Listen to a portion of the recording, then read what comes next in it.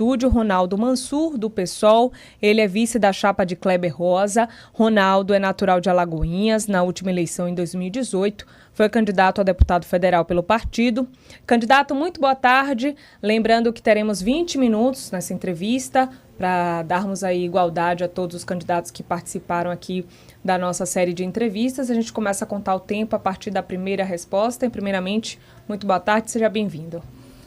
Boa tarde, Lorena. Boa tarde a Vitor. Boa tarde a todos e todas que assistem nessa tarde. Candidato, além dos 20 minutos, quando tiver faltando 1 minuto, tem 1 minuto a mais para declarações finais. Então, quando a gente tiver nesse 1 minuto final, eu sinalizo. Ronaldo Seixas, do PSOL, apoiam o ex-presidente Lula na disputa presidencial. Aqui na Bahia, por exemplo, quem é tido como o candidato de Lula é o Jerônimo Rodrigues, do PT. Isso não causa nenhum tipo de mal-estar nas articulações da campanha do PSOL, visto que não há nenhum tipo de aceno a Lula, a Kleber Rosa, ao seu nome, a Tâmara Azevedo aqui no estado, Ronaldo? O tempo começa a contar a partir de agora. Então, Vitor, o nosso objetivo principal é derrotar Bolsonaro, né? E com isso nós estamos apoiando o presidente Lula como candidato a presidente da República, independente do processo aqui do estado, né? O Jerônimo é filiado ao PT, é o candidato do PT, é natural que o Lula chame voto para o candidato do PT, né? Assim como também tem muitos militantes do PT que irão votar no Kleber Rosa, que irão votar num candidato que eles acham que são mais preparados. Isso nós já ouvimos de muitos militantes orgânicos do PT, que irão votar no PSOL, irão votar no Kleber Rosa, por uma questão ideológica, né? Por terem críticas ao Jerônimo quando estava na gestão da Secretaria de Educação aqui no estado da Bahia, por ter críticas também da metodologia em que o Jerônimo foi escolhido dentro do PT, diferentemente do que foi a nossa escolha dentro do PSOL, que foi um processo democrático onde a militância disse quem seriam os seus candidatos a governo, o seu candidato a vice. Então, o nosso objetivo principal é derrotar o Bolsonaro, né? Esse cara que foi responsável por dezenas e milhares de mortes de baianos aqui no estado e que tem como aliado o João Roma, né? Então, não nos causa nenhuma intimidação, nenhum constrangimento o fato do Lula ter o candidato do PT, que é o Jerônimo. Mas nós não vamos deixar de apoiar o presidente Lula pelo fato dele ter um candidato que é do Partido dos Trabalhadores como candidato a governador.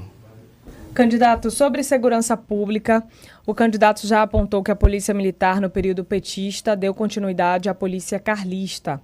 Caso o PSOL chegue ao poder, qual tipo de polícia o candidato defende e se o PSOL e a sua opinião particular, se é a favor das câmeras no fardamento dos policiais militares?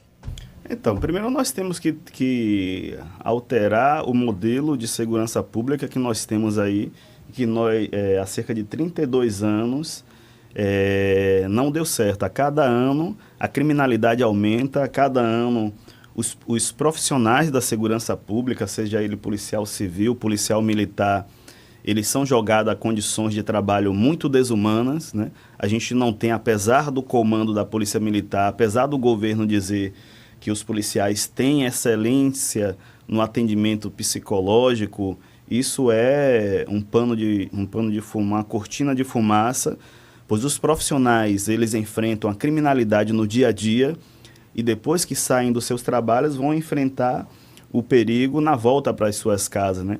Onde os seus filhos, os seus familiares vivem em condições também subhumanas, ganhando salários muito baixos. Então nós temos que, primeiro, valorizar o profissional da segurança pública, que são os policiais militares e os policiais civis. Aumentar o efetivo da polícia militar, o efetivo da polícia civil e polícia militar, mas também investindo na inteligência da polícia civil e militar, para que a gente atue antes que o crime seja efetuado. A gente não pode ter uma polícia para os ricos e uma polícia para os pobres. A gente não pode ter uma polícia que é direcionada pelo seu comando, pelo seu governador, para que chegue na porta da favela e arrombe a porta, e onde tenha uma outra polícia que seja intimidada quando chega no horto florestal da vida, nos condomínios de luxo, onde nós temos os chamados pós-brancos, que são liberados para a classe média alta e para os ricos, e o povão pobre, que é criminalizado quando aqueles que usam a chamada maconha, que acende um beck, esse é tratado como marginal. Então nós temos uma polícia para o pobre e uma polícia para o rico, né? A Câmara de Segurança no fardamento do policial, ele respalda o policial na sua ação, assim como também dá mais segurança também à população. Então nós somos favoráveis para que se tenha a Câmara de Segurança no fardamento dos policiais civis, nos policiais militares. Nós estamos conversando aqui no nosso Boa Tarde Bahia com Ronaldo Mansur, que é o candidato a vice-governador da chapa do Kleber Rosa do PSOL. Candidato, a gente tem ainda 16 minutos e 30 segundos de conversa. Hoje a Bahia tem o maior número de beneficiários do Auxílio Brasil, que é o antigo Bolsa Família. Isso mostra uma dependência do Estado no quesito da distribuição de renda. Quais as propostas do PSOL sobre a área de assistência social, casada também com uma iniciativa que contemple a economia? Bom, essa dependência do Bolsa Família, do Vale Gás, do Vale Leite, né? São muitos vales que foram juntados no Fome Zero, que depois criou-se o Bolsa Família, e agora vem esse governo, faz uma camuflagem e dá um nome ao processo de assistência social. A gente tem que alterar totalmente a economia do Estado, criando o salário regional. Assim, quando nós chegamos em São Paulo, o salário mínimo ele é uma base. Agora, muito dificilmente os paulistas e os paulistanos eles ganham apenas no comércio diário um salário mínimo. Nós temos uma regionalização que funciona ainda de forma precária, ali pelo sul, pelo sudeste, pelo sul do país. Aqui na Bahia nós também temos que encarar a economia com as suas peculiaridades de várias baías que nós temos na Bahia, né? Nós temos a região oeste, onde tem um agronegócio que se iniciou, em princípio, gerando subempregos, assim como também a floresta deserta no processo do eucalipto. E hoje, mesmo nos subempregos dessas regiões, nós temos as máquinas que tomam lugar do trabalhador. Nós temos hoje uma máquina, por exemplo, na área do eucalipto, que faz o trabalho de 100 trabalhadores. Ela corta, ela descasca e ela empilha, né? Há anos atrás, quando o eucalipto chegou no sul e no extremo sul da Bahia, geravam muitos subempregos, né? Onde muitas famílias que produziam agricultura familiar, elas arrendaram as terras a Suzano, a várias empresas que produzem eucalipto. E com isso nós tivemos um aumento do alimento naquela região do sul e no extremo sul. Nós tivemos a desertificação verde, nós tivemos depois o processo de desemprego, porque chegaram as máquinas e tiraram o emprego de muitos trabalhadores braçais, onde uma máquina hoje ela faz o trabalho que 100 trabalhadores faziam anteriormente. Ela corta, ela descasca e ela empilha. Então é preciso que nós sentemos com economistas consagrados, professores universitários da área de economia e discutemos uma economia como um todo e trazendo profissionais para que venham fazer parte da gestão, para que a gente tenha uma gestão participativa, com a participação de pessoas que entendam das áreas que nós vamos estar ocupando nas secretarias chaves e que nós não venhamos a lotear, como é hoje o governo do Rui Costa, secretarias que são loteadas, né? Assim como também os ministérios que nós tivemos aí, o Ministério da Saúde, ocupado por um general, e o resultado disso foram milhares e milhares de brasileiros mortos pela Covid.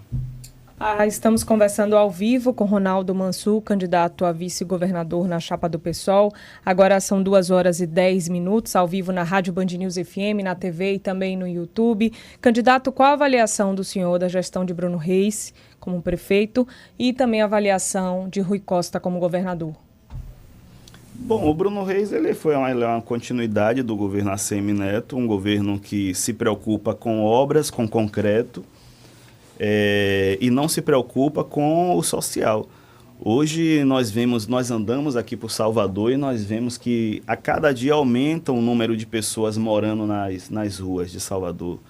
O índice de desemprego a gente vê e a gente percebe quando nós andamos pelos nossos bairros periféricos, andamos aí pelo centro da cidade e o número de camelô, o número de vendedores ambulantes, ele tem aumentado a cada dia porque as pessoas vêm perdendo o emprego, não tem mercado de trabalho, tem universitários que saem das faculdades e que não encontram mercado de trabalho ou vão trabalhar em outras áreas. Temos psicólogas fazendo bolo para vender porque sai da faculdade e não tem área, não tem mercado para absorver esses profissionais.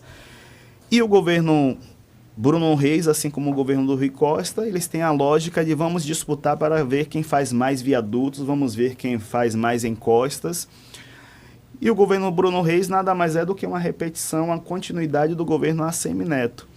A infraestrutura na cidade ela é importante, ela tem que existir. Agora também nós temos que cuidar do povo da cidade, porque Salvador a cada dia recebe muita gente que vem do interior do estado para morar em Salvador, para aventurar, porque nas cidades do interior do estado o nível de desemprego é muito grande e essas pessoas acabam achando que em Salvador elas vão conseguir ter o seu emprego, o seu trabalho com mais facilidade. E não há uma gestão municipal para que a gente consiga reverter minimamente esse número de desemprego em Salvador, né? Então, o Bruno Reis ele é uma continuidade do governo ACM Neto. O governo Rui Costa, ele na sua primeira gestão, ele teve aí muitos militantes petistas ainda colado na sua gestão. Depois, a partir do segundo ano, a galera ali de João Leão começou a se aproximar mais, a galera do Otto Alencar, e o governo passou aí mais à direita, né? Então hoje o governo do Rui Costa está longe de ser um governo de direita, né? Existem ações progressistas, mas o governo de Rui Costa é um governo de centro-direita, né? Ele está muito longe de ser um governo de esquerda, é um governo de centro-direita. E que também passou a disputar com o ACM Neto para ver quem fazia mais obras em Salvador. É a política do concreto, é a política de você construir hospitais que são importantes, que tem que garantir o processo de assistência à saúde. Agora, constrói hospitais e entregam para a iniciativa privada. E nós temos aí relatos de profissionais da área de saúde que não recebem os seus salários. Então, na nossa gestão, nós vamos recuperar todas essas administrações dos hospitais que são públicos e passar para a gestão pública e tirar da gestão privada. Candidato, a gente tem ainda 9 minutos de conversa. Qual a sua avaliação do desempenho do PSOL nas eleições já desse ano? Porque as últimas pesquisas mostram que Kleber Rosa ou não pontua, ou os seus adversários do campo, inclusive da esquerda, como o PCB ou o PCO, pontuando mais do que o PSOL. Qual é a sua análise sobre esse desempenho? Bom, eu acho que as pesquisas elas são importantes, elas dão um norte quando elas são pesquisas sérias, né? Mas a gente não deve levar uma pesquisa como séria com alguns candidatos, com todo respeito, que não tem 10% da base que o pessoal tem pelo interiorzão do estado, que não tem 5% da base que nós temos aqui na capital do estado. Eu não sei aonde essas pesquisas foram feitas, mas quando sair o resultado no dia 2 de outubro, vocês vão ver que essas pesquisas elas não condizirão ao debate. Nós temos, inclusive, aí candidato a senador que já foi do PSOL, que são de outros partidos, como o o camarada aí Cícero Ribeiro, né? Companheiro a qual nós temos respeito, e que se nós compararmos o volume de campanha da nossa candidata, a senadora Tâmara Azevedo, a única candidata de esquerda ao Senado aqui no estado da Bahia, nós vamos ver que a diferença é gigantesca, né? E aí a questão é, aonde é que essas pesquisas foram feitas? Se o pessoal encomendar também uma pesquisa e direcionar ela, pode ser que o Kleber também apareça aí à frente dos demais, do Jerônimo, do ACM Neto. Então, essas pesquisas que são realizadas em determinados locais onde favorecem, e que para nós ela tem o objetivo de embaraçar. Porque nós não podemos levar uma pesquisa séria que colocam candidaturas que estão muito longe da nossa militância pelo interior do estado e na capital. A gente não pode levar uma pesquisa dessa como séria. Agora, já houveram outras pesquisas com mais conteúdos avaliativos do que essas que saíram anteriores agora. Candidato Ronaldo Mansur, vice-candidato ao governo do estado. O senhor falou agora há pouco sobre a atuação do governo Rui Costa e também citou sobre a questão do loteamento das secretarias como avaliação do senhor. Há possível governar sem essa coalizão? É possível governar quando a gente faz uma gestão participativa, né? Qual é o problema, por exemplo, de nós colocarmos para que os profissionais da área de educação, por exemplo, eles mesmos escolham os secretários ou as secretárias de educação, né? Ou seja, eu poderia fazer uma lista tríplice indicando três professores ou três professoras para que o governo do estado escolhesse um dos 3 nomes. Então, qual é a dificuldade de fazer isso? Qual é a dificuldade de nós colocarmos o secretário ou a secretária de saúde para serem eleitos pelos profissionais da área de saúde, né? A gente não pode colocar um comandante da Polícia Militar para ser o secretário de saúde, cometendo o mesmo erro que cometeu o erro grotesco do genocida Bolsonaro, escolhendo um general para fazer a logística do processo da Covid.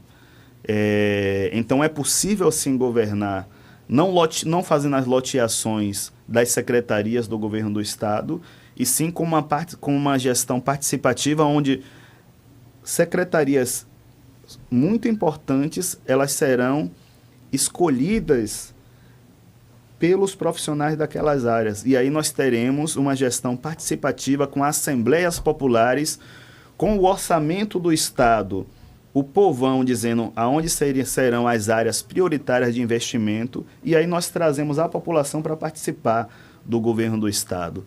Então é possível. Agora, para que isso seja real, a gente tem que abrir o caixa, para que o povo tenha a noção do quanto que se vai para a publicidade, do quanto que se é investido em infraestrutura, em educação, e com isso a gente tem o povo do nosso lado. É claro que é um desafio muito gigantesco a gente quebrar uma cultura, uma política de muitos e muitos anos, onde as secretarias elas são loteadas. Então nós achamos que é possível nós governarmos com uma participação popular, com assembleias populares e trazendo o povo para a gestão. Não é fácil, mas esse é o nosso objetivo. Candidato, nós estamos nos nossos 4 minutos finais do programa, da nossa entrevista. Uma pergunta ainda de política. Como explicar o fato do PSOL, por exemplo, na majoritária, ter enviado dinheiro lícito, dinheiro do fundo eleitoral, R$508 mil para Kleber Rosa, mas ter mandado R$666 mil para a candidatura de deputado estadual, que é o caso do Hilton Coelho? Parece que a executiva nacional do partido tem priorizado mais a reeleição de um deputado estadual do que a candidatura para o governo, candidato? Então, o partido ele tem nacionalmente, né? Porque esse recurso, por exemplo, do Hilton, ele foi enviado diretamente pela direção nacional do PSOL, assim como também o do Kleber Rosa. teve uma política de prioridade em relação à reeleição dos deputados federais e reeleição dos deputados estaduais com mandato, né? Hoje, necessariamente, entre hoje e amanhã, o camarada Kleber Rosa vai estar recebendo uma outra parcela da direção nacional de R$420 mil, e o que vai passar o número aí que o Wilton Coelho recebeu, ou seja, 400 e pouco, mais 400 vai ser quase R$900 mil o camarada Kleber Rosa e 660 e poucos mil Wilton. Houve essa política nacional que foi a gente dar condições mínimas para, numa eleição muito difícil, como vai ser essa de 2020, os candidatos à reeleição de estadual e federal tivessem minimamente condições de fazer a disputa. Agora, o Kleber Rosa, ele vai ter, no montante final, ele vai ter aí cerca de 50, quase 50% a mais do que o camarada Ailton, né? Essa informação que tu tem hoje, ela é atual, mas entre hoje e amanhã ela vai ser alterada. Ok. Candidato Ronaldo Mansur, faltam menos de 2 minutos, 1 minuto e 44 segundos. Lembrando que esse tempo já conta com as considerações finais. Para a gente finalizar, qual o diálogo que o pessoal exerce no campo empresarial e quais são as propostas para esse setor, no caso, para gerar emprego? 1 minuto e 30. Beleza, então. A gente acha que os empresários, eles exercem um papel importante no processo de desenvolvimento do país, quando também caminham junto, respeitando o direito do povo, do seu trabalhador, né? Respeitando as leis, respeitando os direitos trabalhistas. O Estado ele tem que dar segurança jurídica, segurança política para que os empresários tenham segurança de investir no Estado, oferecendo infraestrutura, oferecendo segurança e oferecendo uma economia que possibilite aquele investimento do empresariado, ele obter um retorno, né? Nós temos uma Bahia imensa, com muitos lugares para explorar de forma legal, né? Levando emprego, geração de emprego e renda dentro da sua legalidade. Então, nós estamos aí abertos agora dentro da sua legalidade. 20 segundos para as considerações finais. Bom, eu quero aqui agradecer ao convite aqui da Band News, do Grupo Band de Comunicação. Quero dizer que 2022 é um momento crucial para nós derrotarmos o genocida Bolsonaro, votando em Lula 13 e Kleber Rosa 50. Pronto, a gente encerra a nossa entrevista com o candidato a vice-governador Ronaldo Mansur, do PSOL, aqui na bancada do nosso Boa Tarde Bahia. A gente vai para um rápido intervalo. Antes, só para a gente relembrar que a gente convidou todos os candidatos a vice-governador, e isso. A gente não teve a presença aqui da Ana Coelho, do Republicanos, que é a vice do ACM Neto do União Brasil, e também da Leonídia Umbelina, que é a vice de João Roma, porque por causa da agenda, mas o convite foi feito. Amanhã será o Roque, o vice do Marcelo Millet.